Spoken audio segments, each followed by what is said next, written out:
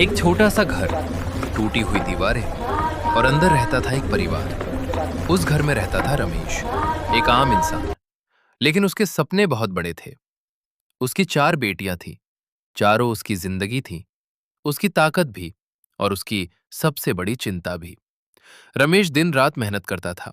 सुबह सूरज निकलने से पहले काम पर निकल जाता और रात को सबके सो जाने के बाद घर लौटता। उसकी एक ही कोशिश रहती थी, मेरे घर में कोई भूखा ना सोए।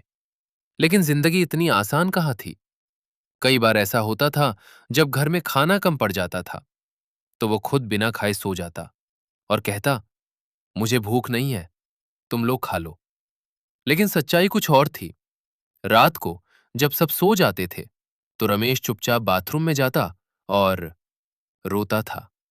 हाँ, एक पिता जो कभी अपने बच्चों के सामने नहीं टूटा, वो अकेले में टूट जाता था। उसे सबसे ज्यादा डर था अपनी बेटियों की शादी का।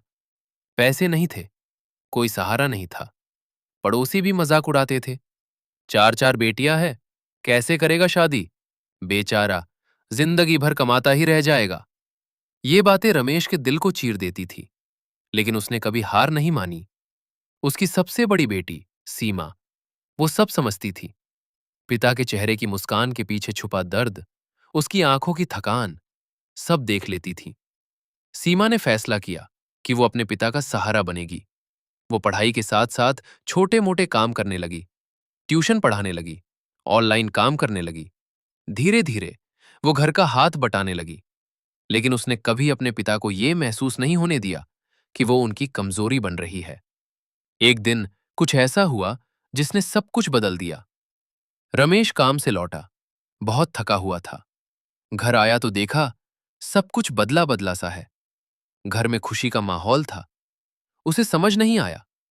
तभी सीमा उसके पास आई और बोली, पापा, आज आपको रोने की जरूरत नहीं है। रमेश हैरान हो गया। सीमा ने उसे एक लिफाफा दिया।